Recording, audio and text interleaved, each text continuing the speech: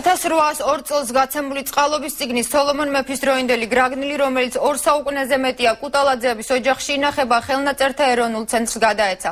დოკუმენტი შეიცავს საინტერესო ინფორმაციას მე-19 საუკუნის დასაწყისში საქართველოში არსებული ბატონყმური წყობილების შესახებ. დოკუმენტი, რომელიც კობა კუტალაძის წინაპრებს 2 საუკუნის წინ გადასცეს, დღეს უკვე ხელნაწერთა ეროვნული ცენტრის საკუთრებაა. სოლომონ მეორის დროინდელი გრაგნილი ამ ხნის განმავლობაში კუტალაძეების საოჯახო რელიკვია იყო. გადმომცა ჩემმა ბიძის ოჯახმა. მე განამეცა შთამომავლობისთვის, როგორც ჩვენამდე მოვიდა და როგორც დღემდე მოაღწია ამ დოკუმენტმა. ინახავდი ამ დოკუმენტს სათუთად, რა თქმა უნდა, ფაქიზად. ოჯახური რელიკვია მეცნიერებისთვის საინტერესო ისტორიულ წყაროდ იქცა. აქ ურთიერთობა არის წმინდა ფეოდალური.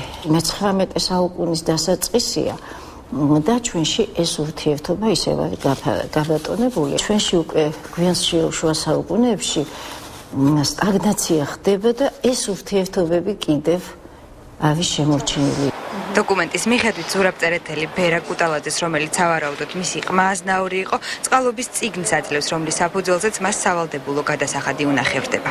მისი გამცემი გახლავთ ზურაბწერეთელი, სხვა შორის ცნობილი ისტორიული პირია, სოლომონ მეორის კარზე იყო სახლ-ხუცესი, ეს არის წინაპარი, უშუალო წინაპარი აკაკი წერეთლის მონაწილეა იმერეთის დიდი აჯანყებისა და დროინდელი ძალიან მღელვარე მოვლენების ერთ-ერთი სულის ჩამდგმელი. ეს უკანასკნელი შემთხვევაც არის ძალიან სასიხარულო და ძალიან მისასალმებელი, რომ ადამიანს ფლობელს, ამ დოკუმენტის ფლობელს, ბატონ კობა კუტალაძეს დამოუკიდებლად დაებადა ეს სურვილი, რომ მოეტანა და შემოეწირა ხელნაწერთა ეროვნული ცენტრისადმი.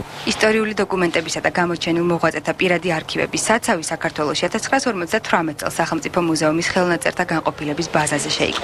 კორნელი კეკელიძის სახელობის ხელნაწერთა ეროვნული ცენტრი მუდამ მზად არის გაიცნოს იმ დოკუმენტების ისტორიას, რომლებიც სხვადასხვა ოჯახის არქივში ინახება.